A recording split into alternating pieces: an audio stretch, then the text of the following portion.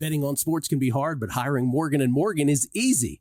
Morgan & Morgan is America's largest injury law firm. They have over 100 offices nationwide and more than 1,000 lawyers. Their fee is free unless they win. For more information, go to forthepeople.com/bestbets or dial #law, #529 from your cell phone. That's forthepeople.com/bestbets. This is a paid advertisement. The numbers told the story. They always do. It's one of those idiots who believe in analytics. This is a numbers game with Gil Alexander on VSiN. Welcome in, everybody. Tuesday morning edition of A Numbers Game with Kelly Bidlin holding it down in downtown Las Vegas at our Circus Sportsbook studios. I'm Ben Wilson. Kelly, great to be back with you, sir. Big show for us today, and as we get rocking for the NBA Cup. It is back today. I know you are very extra fired up for the quarterfinals getting underway tonight, sir. That's right. I'm excited. NBA Cup. Gil's not here. This gets to be like when you get like Family Guy, there's like the Meg episodes of Family Guy they always make fun of. This is like the Kelly episode of A Numbers Game. NBA Cup, baby. Let's get way too excited for it. I am pumped. I'm pumped. And Ben, I've got bets on both games, which I really didn't think I was going to have probably about 24 hours ago. Yeah. Interesting. I thought you would have said like the Marge Simpson episode, but okay. It's all right, just based on last night. We have a loaded guest list as well. Drew Dinsick going to kick things off in 15 minutes from NBC Sports, talking not only the NBA Cup, but also a little Week 15 in the NFL. It is a Champions League soccer day today. So we'll get Paul Carr in from True Media Sports at 10:45 Eastern as well, after we talk some NBA Cup individually, get Kelly's plays, and then Will Hill, our longtime VSiN contributor, joins us top of our 11 a.m. Eastern hour to talk all things NBA. We'll have NFL, maybe some college basketball and college football with Will, and then Nick Whalen on the NBA from SiriusXM at 11:30 Eastern. We start, though, with a look back to what happened last night, Kelly. And if your name, essentially is not Amani Oruwariye, you're feeling pretty good today. But unfortunately for Mr. Oruwariye, shades of Leon Lett last night. 31 years and I guess a couple of, like 500 maybe feet to the left of where the old Texas Stadium used to be. Yeah. It's a similar situation as he tries to field a blocked punt. It allows Cincinnati to get the ball. And for us, from the betting angle, this is a second straight week as Cincinnati scores a late Joe Burrow to Jamar Chase 40-yard touchdown. Second straight week where if you're on the underdog in Monday Night Football, you just get your heart ripped out in as gruesome and gory fashion as humanly possible. Bengals, even though they dominated the box score, Kelly, never the right side as far as actually covering the spread. And not only do they get the ball back late when Dallas should have had it in Brandon Aubrey field goal range in a 20-20 game, sending the three survivor entrants who were on Cincinnati into peril and panic. Instead, the Bengals move down, and not only do they get a game-winning field goal, but they get better than that. They get the covering touchdown as it lands 27-20. You just feel for the dog bettors who, as we discussed yesterday, a lot of folks on Dallas. That was a big move, got all the way down to 4.5 at close, down from the 6.5 number. And it's really been, wouldn't you say, for underdog bettors, just the season in a nutshell, right? So many favorites that find ways to win and cover. Yeah, absolutely. I didn't even see that's where it closed. It got all the way down to 4.5. Yeah. Wow, that is wild. Yeah, I know you and I were both talking, leaning Dallas. There's we always talk about the weird feelings in betting you get sometimes. Isn't that a good one, Ben, when you were leaning really close to one side and then you get something fluky like that happens at the end of the game? You're like, thank God I wasn't involved in that one. Brutal beat if you were on Dallas. Dallas, I guess I'll say the over too, Ben. I mean, I don't know about you, but after you're watching that first half play out and you kind of immediately start thinking a lot of what we talked about yesterday. How is either one of these defenses slowing down the other? Both offenses pretty much doing whatever they want. Rico Dowdle ends up finishing with 131 yards on the ground. The Cowboys running game looking pretty good. And, a game of consequence, I guess, for both sides that ends up ending in a very, very wacky way. I thought it was a little bit of ball don't lie situation, right? I thought Burrow with that missed face mask call was pretty egregious. And then, just a short while later, blocked punt that gets recovered by the punt team, which, Ben, I don't know if I've ever seen in my life, to be honest. And it's crazy you bring that up, Kelly, because I thought the same thing. I'm like, I feel like this doesn't happen. I mean, everybody knows the Leon Lett play, even if you're not old enough to remember, just because of how infamous it became, which was on a blocked field goal where there was nobody around the ball. And then I'm thinking, there has to be another situation. And I see this from a guy who's been on with us at VSiN in the past, Scott Reichel at Reichel Radio. Literally the exact same thing happened in a Cowboy game with the exact same coaching staff, including the same special teams coach in 2021. And I'm watching the video. It was that Broncos Cowboy game when Denver, I remember Denver went into Dallas as 9.5-point dogs and just blew out the 6-1 Cowboys. That was their only home loss of the regular season, I believe, that year. And the same exact thing happened. So this is just a weird Cowboy thing, I guess. But they're the ones who blow it. And you can't help now but wonder. I mean, did you see the Micah Parsons interview shot they aired on SportsCenter last night, where he was literally in tears talking about his teammate, his linebacker DeMarvion Overshown, who suffered a bad injury, who had been this unbelievable bright spot emerging as a second-year player on the Dallas defense. Cowboys, as much as we viewed them as their season being basically over, they still were technically in it, and this really puts a nail in the coffin on their playoff hopes. So you just have to wonder on the short week with an emotional loss like that, how do they get themselves up off the mat now, going to Carolina, who is set to likely be favored here for the first time in 34 games? It's fascinating for the handicap this week. Oh, good. We actually got an exact number on those games. Thanks. I was trying to add that up yesterday during the show. With last time they'd been a favorite. Good job. I'm with you. We talked about it yesterday when we were going over these games. I think Carolina is the only way you could look. We wanted to see how this played out last night. Now that you've got Dallas out of things, it's still Carolina's the only way I could look, Ben, but I'm not making that bet. I wouldn't make that bet with your money. I'm not making it with my money. Panthers 5-0 against the spread since November 1st. The 33-game streak from Evan H. Abrams, or you follow him, longest streak without being favored since the Browns from 2015 to 2018. Had 37 straight games as an underdog, and ironically, as much as you're saying, why would Carolina be favored? The way Bryce Young is playing, Carolina probably has the better quarterback in the game when you compare it to Cooper Rush, who, look, it's not like you expect a ton from Rush as a backup, but he has struggled mightily just with completing throws that are out there in the open for him. And this game is now touch 2. It is touch 2 at Circa behind you, Kelly, and a couple other books. 1.5 there, most of the market. 1.5, 2s. Yeah, so really not much movement from what we've seen the other day. And my apologies to the Cowboys. Sorry, I forgot. Basically, everybody in the NFC is still alive, technically, for a playoff spot. So they're still out there. Technically. It's got a lot of work to do. So. Well, in Cincinnati, I mean, same way. We were joking yesterday. The Panthers are technically still alive. So there we go. Big game this weekend. Look, people making fun of all the folks who are on the Carolina over 4.5 wins. Like, that is not dead by any means. I mean, there's a legit path there. Three wins so far for Carolina. They could pick off a couple more before the season is over. Pump the brakes real quick. As well as we've been talking about how they're playing, they still ain't picking up W's is the problem. They might be covering spreads, but they're not picking up W's a lot here. I'm not very good at math, but if they do cover the spread, they will win this week.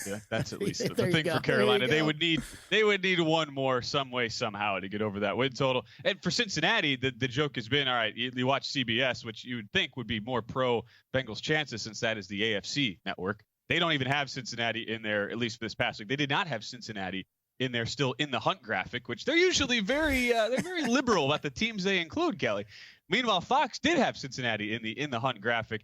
So Cincinnati's technically in. They went from 14-1 down to 11-1 after last night, and a lot of it is schedule based since they get 4 teams in the AFC. It's at Tennessee, and that line reopens. Cincinnati either 4.5 or 5 on the road next week. You'll get Cleveland at home, and then you get Pittsburgh late in the season in a potential spot. You wonder, all right, how much will Pittsburgh be playing for? That's week 18 there, and then you also have a game at home against Denver. But it's always a thing. You have to look at teams on the other side of that. So since he's 3 back of the 3 teams tied at 8-5 for the 3 wildcard spots with 4 weeks to go, Denver's probably the one team who would be most likely to fall out of that. But as you made a bet yesterday, we didn't really have a chance to get to it on the openers. Denver out of the bye has a really good opportunity with a game at home against Indianapolis. Really fascinating matchup since both teams are out of the bye. Indy certainly desperate as well at 6-7.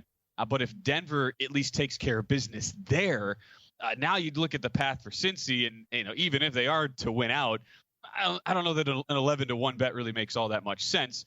because of what is at play with the other teams they're trying to chase. Yeah, I would need much longer odds than that. I mean, even the Dolphins one game better than them, right? It's still technically in that mix as well. I think I'd like their chances even better than Cincinnati's to make it. And yeah, I mean, massive game this weekend. You're right. I did bet the Broncos on the opener. Lines come down pretty significantly. I know we got Drew Dinsick coming up next. I believe he's on the other side, but we'll find out. I think his numbers had this spread pretty far off. I just think Denver coming off the bye, Sean Payton, experienced head coach there. They know what's in front of them. They know they control their own destiny here, getting into the playoffs. Colts are one of the teams you've got to hold back. And man, Anthony Richardson has been playing a little bit better. This Colts team has looked a little bit better. But Ben, they've been one of the toughest teams for me to handicap all season long. It feels like they want to lean on that running game more, but then you always see these wild incompletions from Anthony Richardson. I do think he's playing a little bit better ball, but I think asking them to go into Denver, pick up this win straight up is a pretty tough ask. So yeah, I am on Denver this week. And like you said, Cincinnati, a lot of things are going to have to go their way for them to end up making it. Yeah, I certainly, based on just basic numbers, would have leaned the Denver way. I assume that number would be pushing near a touchdown based on the Denver performances, and certainly it is way, way lower than that. We're down to 3.5 at a couple shops. 4 is most of the market. I just am always concerned when you have a team playing so well, or even if they aren't playing well, getting lots of breaks like Denver. Go back to the last Monday night game. I don't like betting on those teams coming out of their bye week when you have all that positive rhythm, positive momentum disrupted naturally, whereas the bye did come at a much better time for Indianapolis, a chance to reset for them. Matchup to watch there, though. I mean, it's an Indianapolis O-line that has been good creating holes on the ground for Anthony Richardson and Jonathan Taylor, top 6 in the league. Denver, top 5 run defense. That's what this comes down to, at least for me, Kelly, is part of the handicap. And that's the matchup I'm not sure we have a definitive answer to yet, because that is strength on strength. And maybe Drew Dinsick will have some thoughts on that on the other side. We're just getting started. Tuesday edition of A Numbers Game. Drew Dinsick will join us up next from NBC Sports and Bet the Edge podcast, talking NFL Week 15 as well as the NBA Cup when we come back right here on A Numbers Game.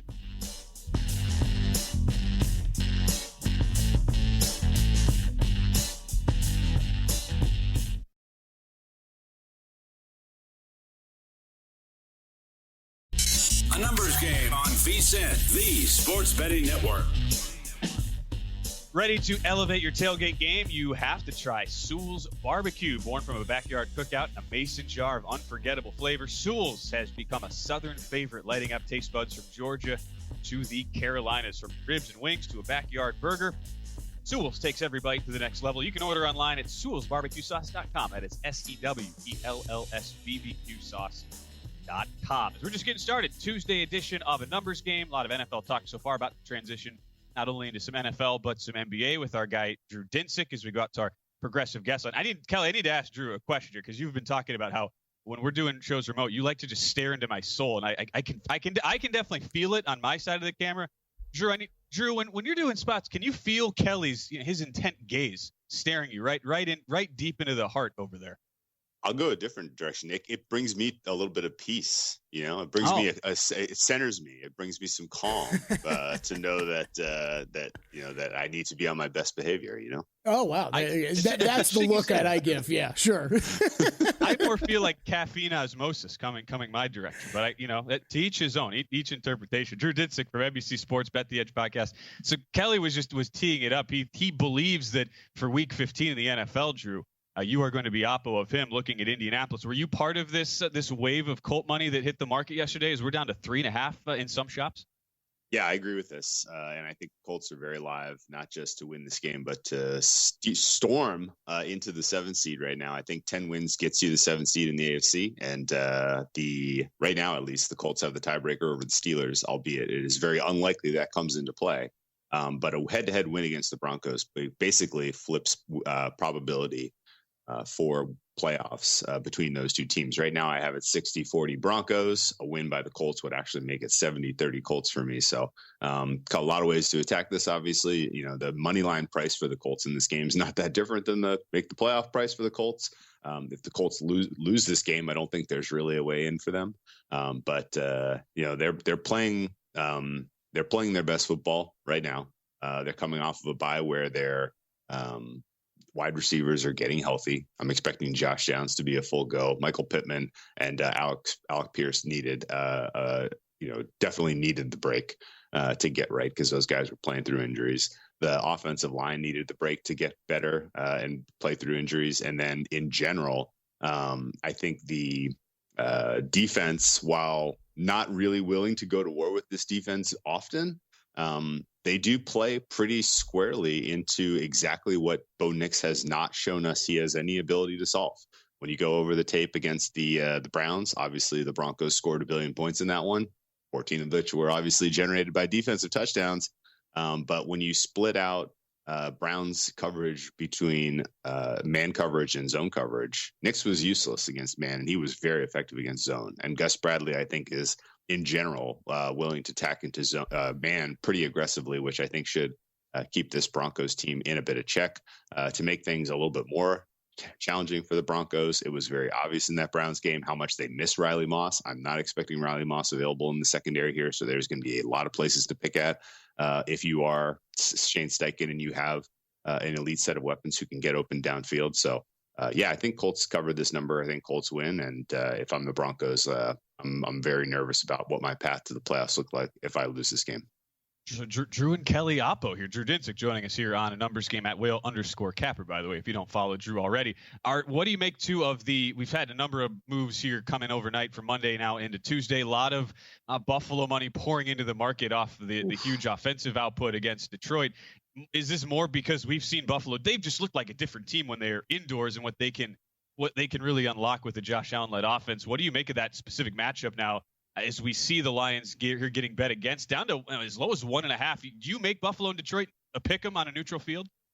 I do. And I think the sentiment is probably more related to speculation about the defensive injuries for the Lions. The spine of the defense, the interior of the D-line, everyone is hurt and they all matter.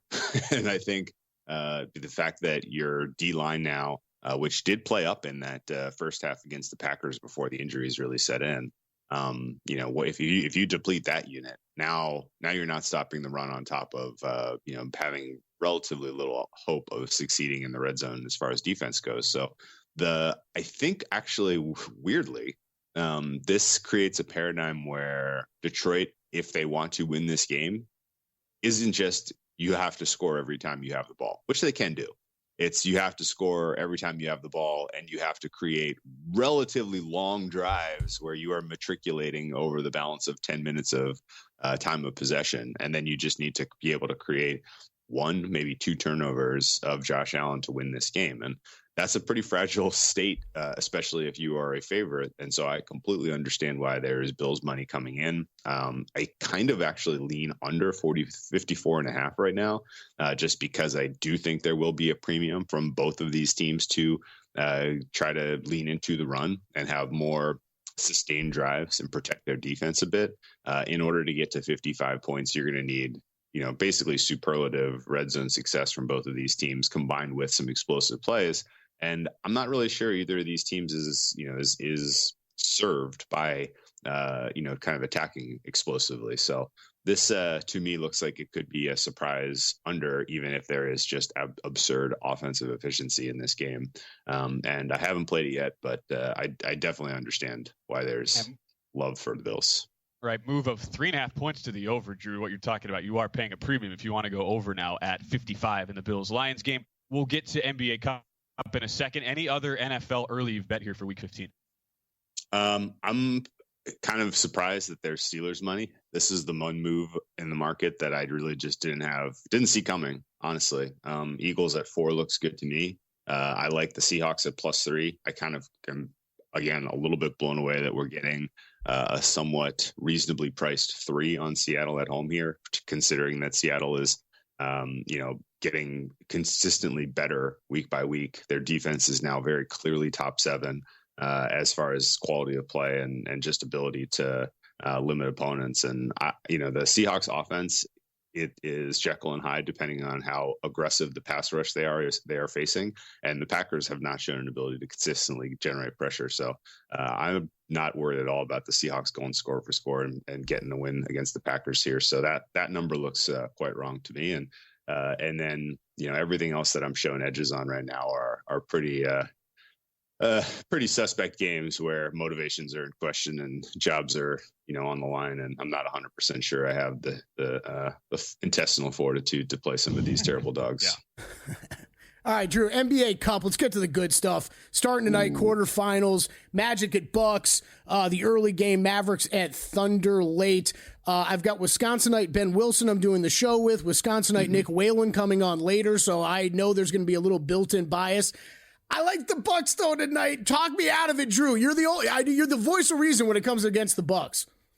Well, I'm the voice of reason saying there's value on the Magic, and I do not feel that way right now. No way, no how. This Magic team, in the absence of Franz Wagner, is going to look quite different, especially against the league competition playing for something. So I'm with you 100% here. I could see this Bucks team boat racing the Magic in this spot, and it's really disappointing. And just I was having a great Saturday. It was Christmas parade here in Long Beach, 70 degrees.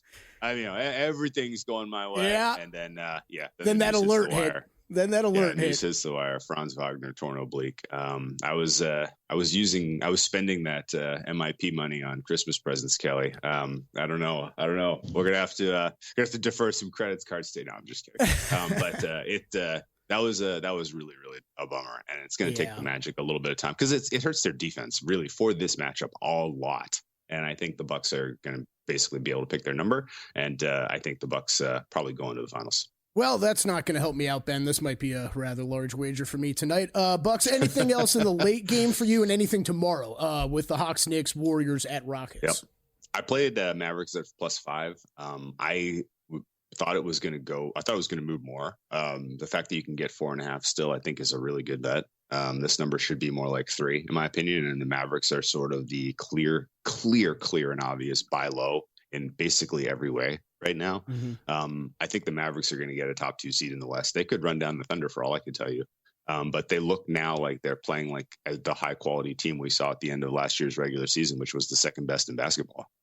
They're going to absolutely put pressure on this Thunder team. They can win. And if I had to, in the blind, pick, with our NBA Cup final, I would take Bucks Mavericks right now. Drew Dinsick with us here on A Numbers Game. Follow him at Whale_Capper from the Deep Dive Podcast and NBC Sports. That would be your final here if we're putting you on the spot. Bucks Mavs NBA Cup. Yeah, I think the Knicks cover and win against the Hawks, but that's a pretty weak opinion. That number looks right to me. And I think the Rockets can eke out a win against the Warriors. And I don't really favor either the Knicks or the Rockets in their potential semifinal matchups. But I'll tell you what, Bucks Knicks total can't be high enough. Yeah, seriously, that'll be you'd figure put in the 240s for that one there. Drew, as always, man, appreciate the time. Thanks for joining us. Hey, best of luck, guys. And we'll get into Kelly's NBA Cup best bets. I'm glad, the Wisconsin influence. It's, it doesn't impact our betting, Kelly, but, you got Drew to maybe push you over the edge. So we'll talk NBA Cup when we return right here on A Numbers Game.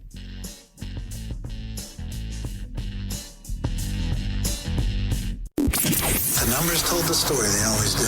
It's one of those idiots who believe in analytics. This is A Numbers Game with Gil Alexander on VSiN.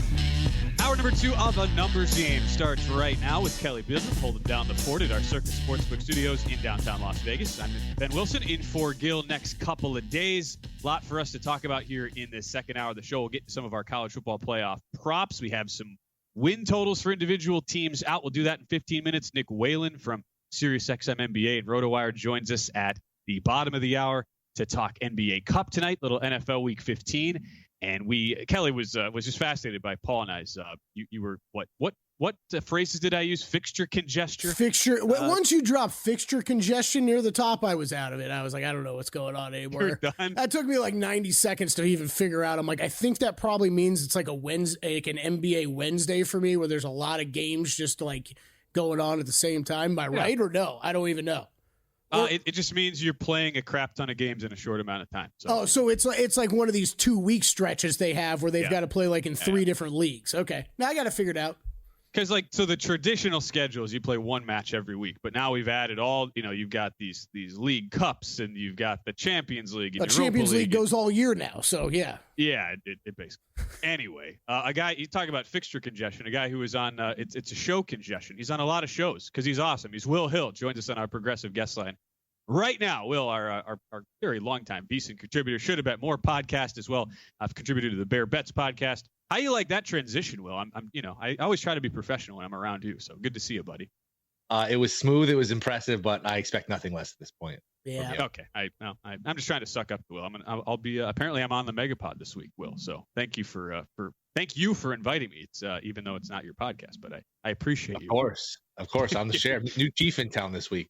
New chief in town. Will Hill getting me on the Megapod. I appreciate it. Well, we haven't really talked MLB at all because when this stuff breaks on an NFL Sunday and when we come into the Monday, it's really all NFL recap. But the huge news with the ripple effects around baseball, Will, the Juan Soto signing, who apparently chooses the Mets over the Yankees, and these reports come out that Yankees at the 12th hour they had it was a 16-year offer originally, and the agencies from Scott Boras' side went back, said, hey, can you just take off the final year, keep the price the same? And they were like, too rich for our blood, even though at that point you're talking a $760 million contract. At least for you now, and looking at the Mets who have shorted to below the Yankees now, they're shorter than the Yankees to win the World Series next year. How real do you see this being now for a Mets team that has not been shy about spending? It's just, can they get to the finish line and actually put it all together? Yeah, I mean, you have to think this isn't the final move, and that's maybe why Soto was sold on going to the Mets, because, I mean, there's been years of Hal Steinbrenner and the Yankees, passing on the Bryce Harpers and the Machados and the Seagers and the Freddie Freemans and not being involved in Ohtani. He wanted to go west maybe, but I think Soto, more than anything, from what it sounds like, and you're starting to see leaks of, hey, the Mets paid for the suite for Soto and his family. The Yankees weren't willing to do that. I don't know what any of this is true, but look, if he wanted to go back to the Yankees, there was enough money there. I think probably the tiebreaker for me was it was a better deal. It was a better contract.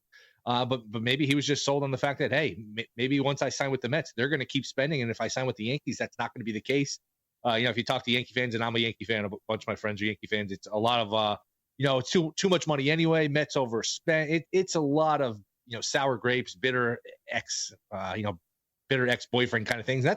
Let's face it, that's what happened. The Mets came in and they stole the Yankees' girlfriend. The Mets have been second fiddle on the field, off the field since forever. And they came in and changed that in one fell swoop. They took one of the best players in baseball in his prime and they stole him away for the Yankees. It's a devastating blow for the Yankees. It takes them off the short list of contenders. Soto and Judge covered up a lot of the Yankee flaws, and you could say, hey, they're going to reinvest that money into other players. Maybe, we'll see. I'm sure they'll get somebody, but there's no replacing Soto. It crushes the Yankees. And look, if the Mets, they're going to need some pitching because, Montas and Clay Holmes, who reunites with Soto, oddly enough, that's not championship pitching right now, but there's still a lot of pitchers out there. There's Fried, there's Burns, there's Sasaki. If they get one or two of these guys and they keep adding and adding, we'll see if they bring Alonso back. You put Lindor on that team with Soto.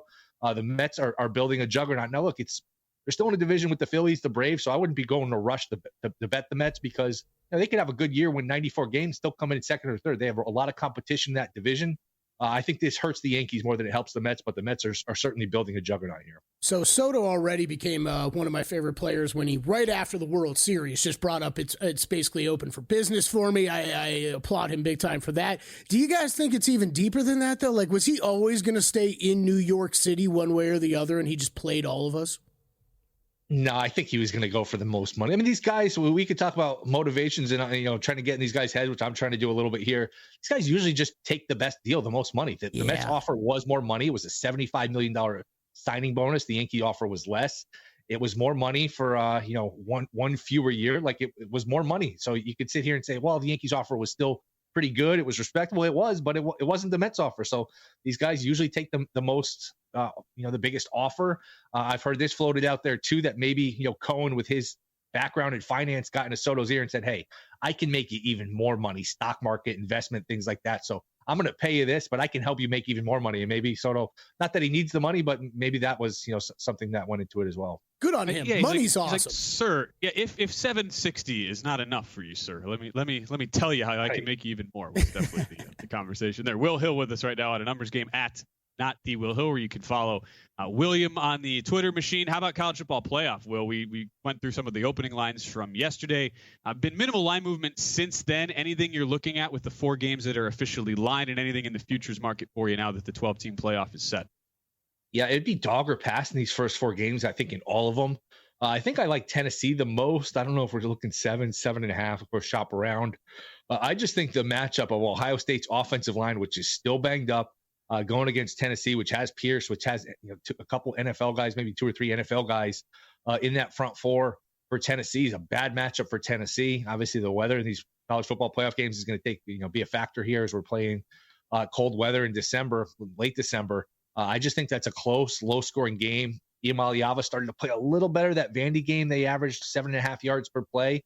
And I think Herbstreit on that selection show, which took forever I think we were 23 minutes in before we got one team announced.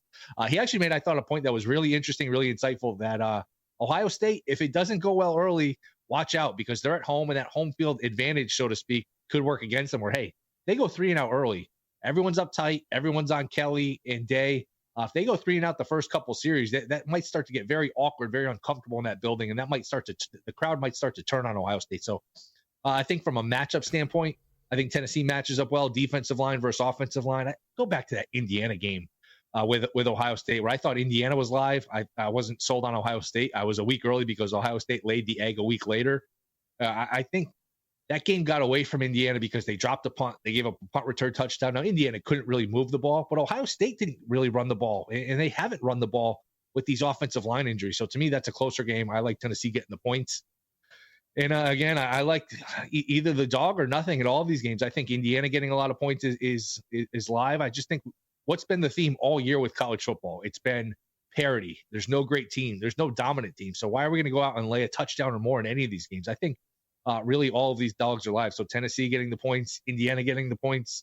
I even think that's a lot of points in Clemson versus Texas. So I wouldn't be surprised if we get a couple of upsets. I think 1 or 2 of these underdogs is going to win. And to me, there's one I'm sort of afraid of. It's Penn State versus SMU, just because I don't know if SMU can hold up just their offensive line against Penn State defensive line.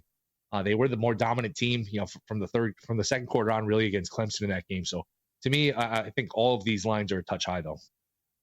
Sitting 7.5 right now, Notre Dame, 8.5 Penn State, 11 in the Texas game hosting Clemson, and then there are still some 7.5s out there, Will, for Tennessee and Ohio State. Actually, 1-8 still in the market as well, as Will Hill joins us right now. As far as the National Football League for Week 15, as we turn our attention forward, anything that's jumping out to you here on the early card? Yeah, I'm going to take the Panthers. I think you get a minus a point or so, or minus a cheap money line, taking on the Cowboys. They've played pretty well. I thought they were going to get destroyed by Philly, and there were a couple moments in that game where, hey, bounce of a ball, Philly had a chance to get margin. I thought Philly got really conservative, just kind of a strange game plan where they didn't look to put the foot on the throat of Carolina. But Young has been viable. He's been decent. The defense played a little bit better last week after not holding up in the run against Tampa a couple weeks ago. But if you just look at their last month, their last 5 games, I mean, they could have easily won 3, 4, 5 in a row here. They should have beaten Tampa. Chuba Hubbard fumbles in overtime and field goal range. Kansas City was a coin toss game. Last week, Leggett drops a ball that would have given him a lead with 44 seconds left. So to me, Dallas, we were all kind of rooting for Carolina. If you had nothing, just kind of rooting against the guy who bet $3 million, at least I was. And I'm rooting for Minnesota to somehow, possibly get the 1 seed. So once, and you know how it is, because I laid the points with Philly. Once the team doesn't cover for you, you're like, screw them. I want them to lose the game straight up. But Carolina's been competitive here. I just think Dallas off of a short week. Overshawn is now hurt. I just think it's 2 teams going in different directions. So I do like Carolina on the cheap price there. And there's still some threes with Miami against the Texans. To me, just kind of 2 toss-up teams. When Miami has Tua and they have their guys, that's still like a top 10 team as long as the weather's okay and as long as, they're playing a team that's, not one of the elite teams in the league. So to me, this is a toss-up game. Miami's still playing for the chance to, hey, we run the table, we can get in the playoffs. So I think getting 3 there is a lot. That was one that Kelly and I, we discussed yesterday. I like that Dolphins side too, especially because so often we see in the NFL with handicapping. You remember what you saw last. Dolphins should have lost outright against the Jets. Right. See a little sour, the general thought and perception on where Miami is at. As far as these teams too, like what team are you the most, I would say, like your personal thought on is the most down on relative to the market. For me, it's clearly Houston, where I'm just not a believer in them whatsoever. Market continues to like them. Is there a team for you, Will, that you just find yourself week in and week out feeling much worse about than where the market has them at? I would say Houston, but just to give a different answer, I can't trust a team with no kicker like Baltimore. Their pass defense is so bad. And I know like all of the talent, and I know their A game is basically as good as anybody. But when you just don't have a kicker, these games are so close. You can't just a missed kick is a turnover, and they're very trustworthy in terms of Tucker and running him out there. So Baltimore for me has been a stay away these last couple weeks. All right, well, mark Will down. Giants 8-1 on the money line this week. Lock it in there for Will Hill. Always good to see you, man. We'll catch up Thursday on the Megapod. Always a pleasure, man. I'm sorry the Brewers fell short on Juan Soto. Thank you for your condolences. I appreciate it. We'll come back, talk some college football playoff next.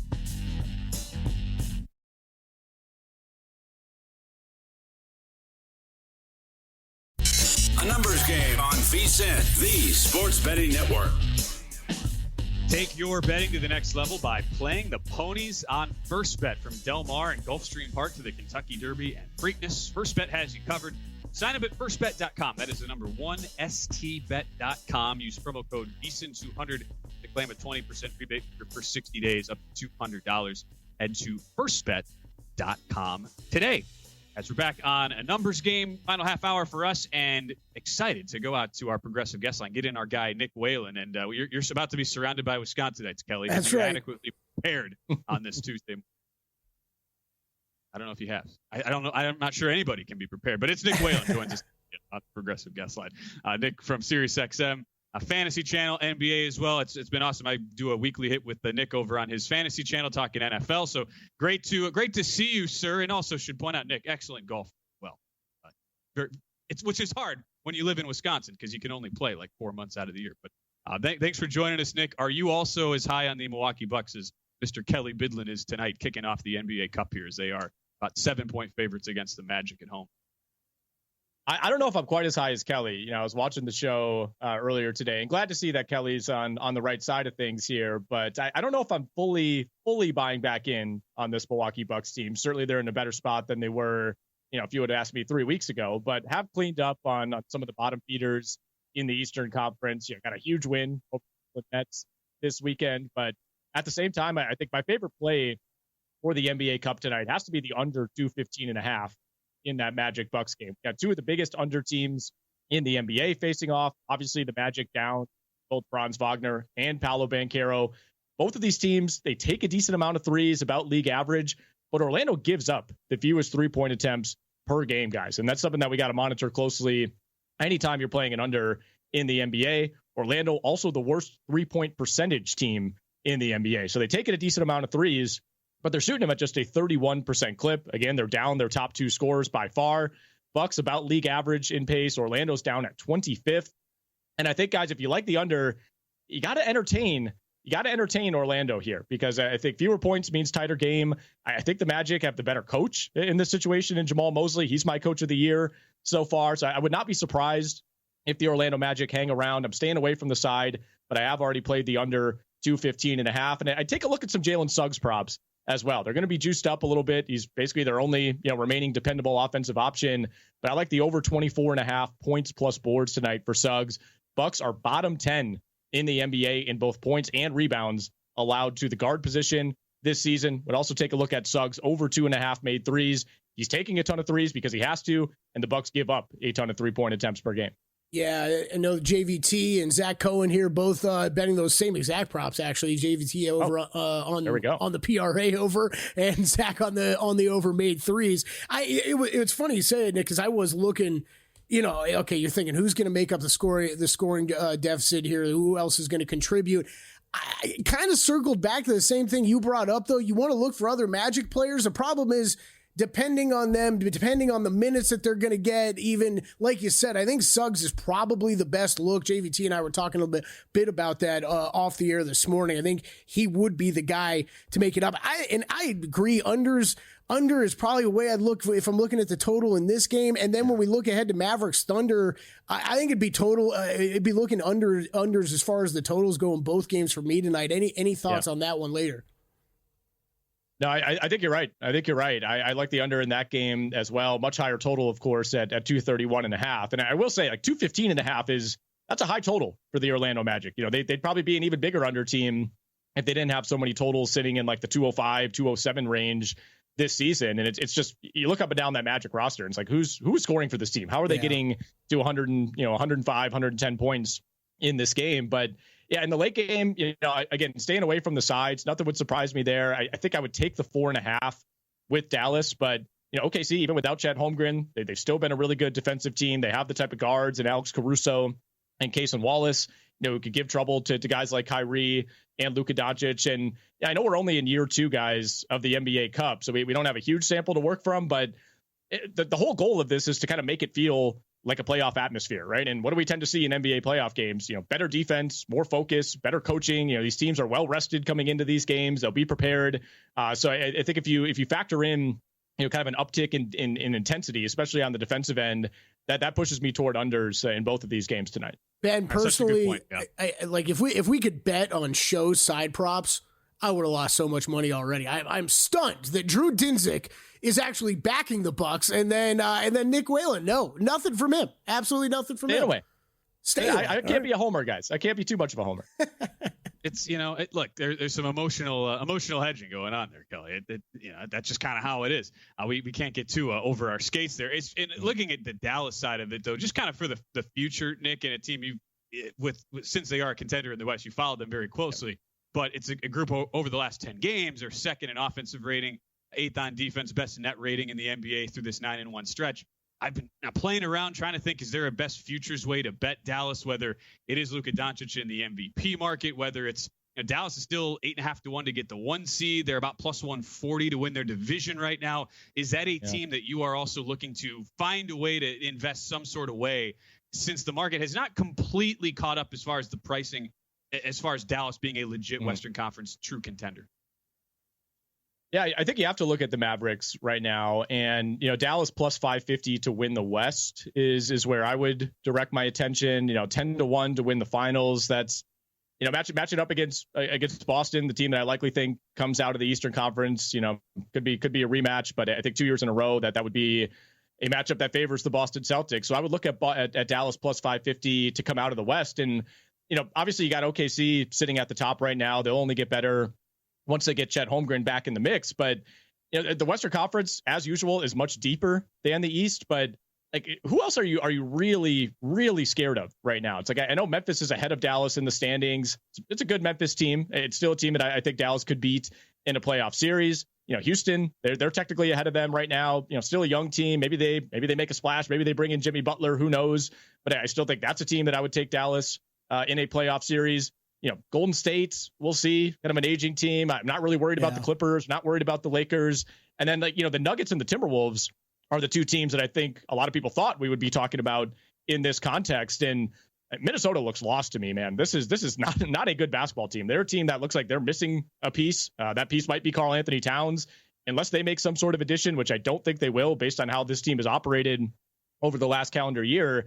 I don't really consider them a true contender. And you can never cross off Denver, guys, with the way Jokic is playing, but that has not had the feel of a title contending team either. So if you're kind of looking beyond OKC in the Western Conference, okay, which team in that next bunch do I trust most? It would have to be the Dallas Mavericks, no question.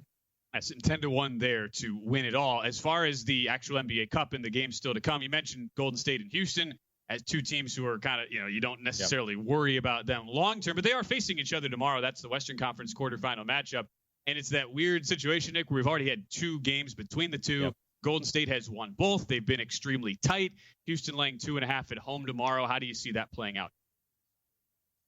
Yeah, this is another difficult one, and I will mention, Dallas 9 to 1 to win the NBA Cup, I think is actually a pretty solid bet as well. If they can get through this first game, I think they'll be in a pretty good spot. And, if you're giving me 2.5 with Golden State, even on the road in Houston, I think I would take that. I trust the Golden State infrastructure more than I do right now the Houston Rockets, who at times, have looked like one of the 5 best teams in the NBA. They'll also have these blow-up games every now and then where, Ime Udoka goes wild or Alperen Sengun just kind of no-shows. Like they still don't have that one guy that you can depend on every single night. And I think Sengun is getting close to joining that conversation, but he's not there quite yet. Golden State should be healthy coming into this one. Steph and Draymond have missed some time over the last couple of weeks, but they should be good to go. And keep in mind, Golden State has already beat Houston twice straight up this season without Steph Curry playing in both of those games. And one of those, they didn't have Steph or Draymond. So I know it's difficult to beat a team 3 times. You're always going to hear that, but I lean Golden State here with Curry and Draymond in the mix. And, especially if you're giving me the 2.5, I'll take Golden State to cover in. Why not? We'll take them to win that game straight up and set up a matchup with the Mavs in the semis. There you go. Look, Dallas plus 155, Golden State plus 120. Have yourself a day with the underdogs there. Nick Whalen with us right now on a numbers game. I have to admit, when I first looked at the card for the NBA Cup, the first round games in the quarters, I kind of thought, man, Atlanta, they're just begging to get bet here. And they have gotten some money from 8.5 point dogs in New York down to 7. But the more you dig in on these New York numbers, they've been so good. Best offensive team in the league. Last 10 plus games. Where are you at on Hawks and Knicks tomorrow at MSG?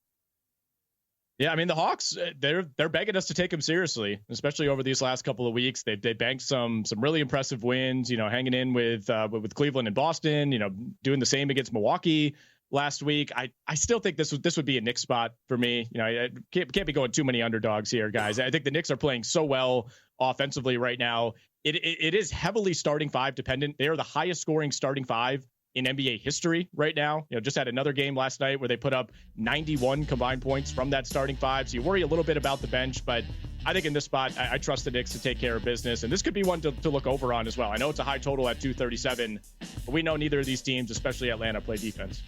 Not particularly, no. From 233.5 all the way up to 237. Always great to have Nick Whalen on with us, man. Be well. Thanks for joining us. Hey, anytime, guys. Enjoy the rest of the show. We'll come back, wrap everything up with our best bets on the other side right here on A Numbers Game.